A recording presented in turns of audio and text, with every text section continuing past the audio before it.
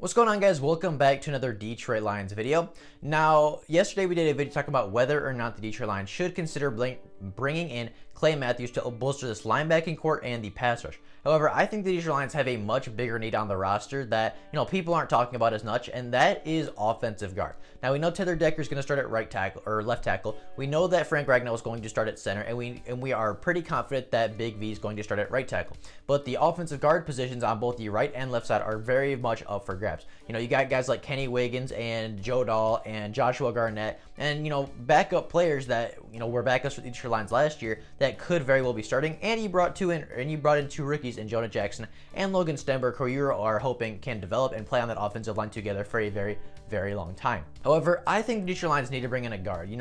Whether they're starting Kenny Wiggins or Joshua Garnett or Joe Dahl, or Logan Stenberg, I'm not going to feel super confident in any of those guys because, to me, they're not true starters in the NFL. They're backup caliber and they're good for what they are. They're good at being a backup, but I wouldn't have confidence in them right away starting at either guard position. Now, Jonah Jackson, I do really like, and I think he will start on the offensive line.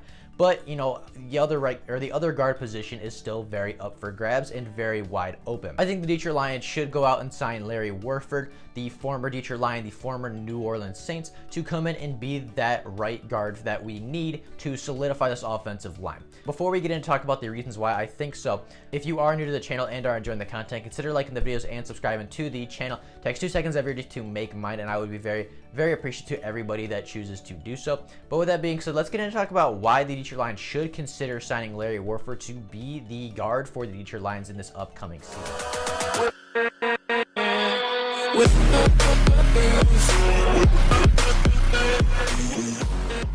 Now, as I mentioned, Larry Warford is a former Detroit Lion and a former New Orleans Saint.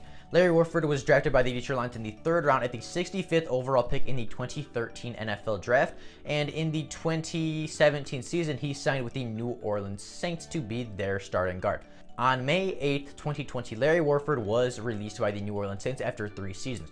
In his first 3 seasons in New Orleans, he made 3 Pro Bowls. So he made the Pro Bowl every single year that he was in New Orleans, and obviously had a very good tenure there.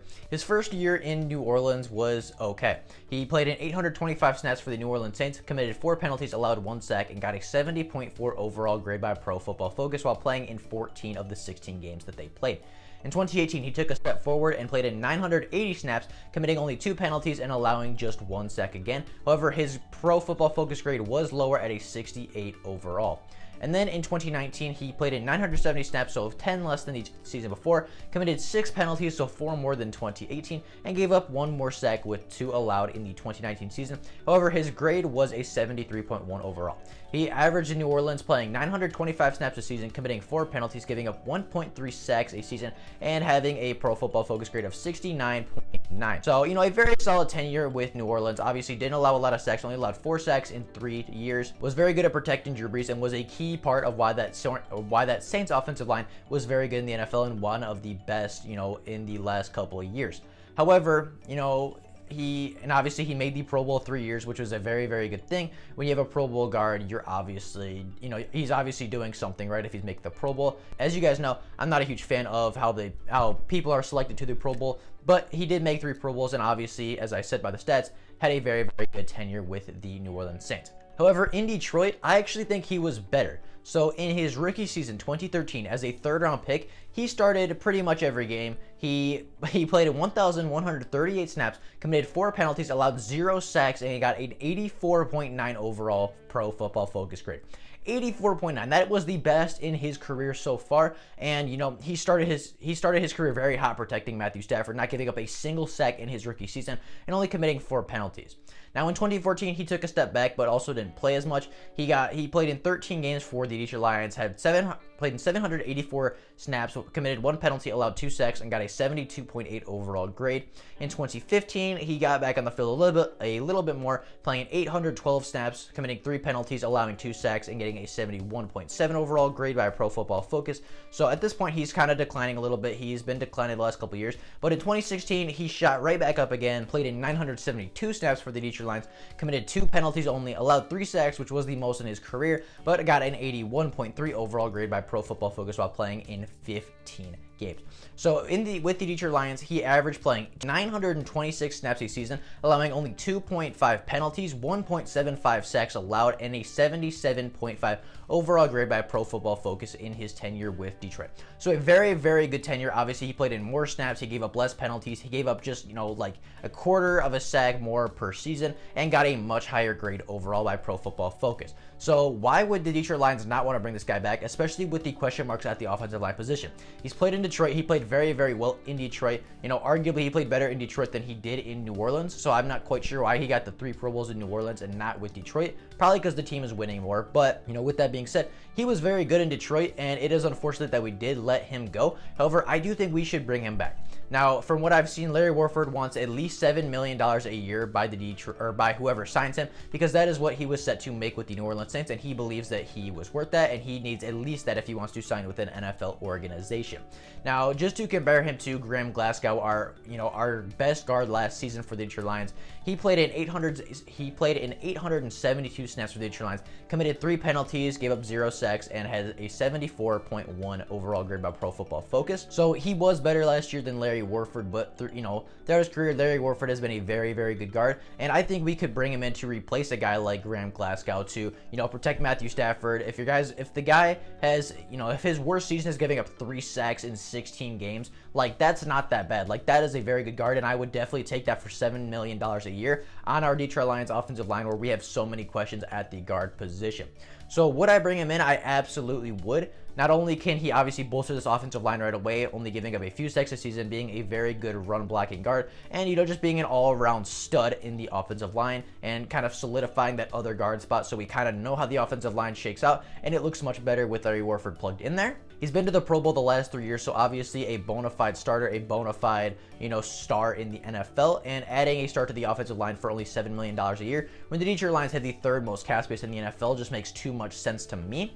He's never allowed more than 3 sacks in his career. When he did allow 3 sacks, it was in 2016 in his last year with the Detroit Lions. But, as we know, Taylor Decker gave up 7 sacks last year. Our offensive line Stafford gets pounded every single year repeatedly over and over and over again. So a guy giving up 3 sacks a season at the most is not a bad thing, and obviously people are starting to respect him as he's made the Pro Bowl the last couple of years, as I've said multiple times.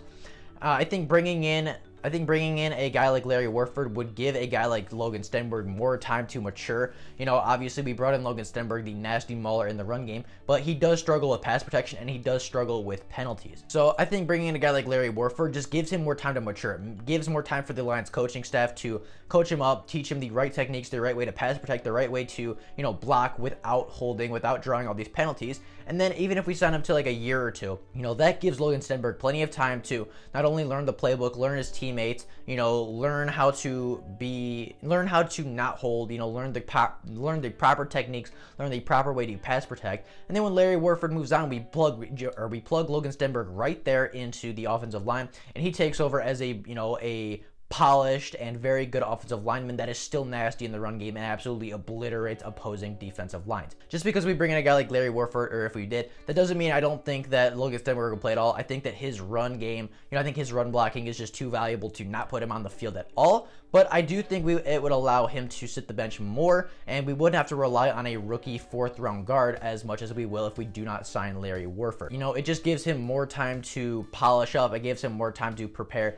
and then I think if we put him on the field, we give him that year or two to polish up, to learn the proper techniques, to learn everything that he needs to not be a liability in pass coverage. I think that he can be a very, very good guard in the NFL, and we can plug him in for the next decade or so, right along with Frank Ragnow and Jonah Jackson, and have that solid interior defense, or solid interior offensive line that's going to protect Stafford from anything. It's all well and good. The stats look good. He's not asking for too much money, and it just seems too perfect. So I wanted to go back and look at why the New Orleans Saints actually cut Larry Warford in the first place. And from what I've seen, it had nothing to do with his play. It had really to do with his age, as he is 29 years old, a little bit older, obviously not too old, and then they wanted to get a little bit cheaper.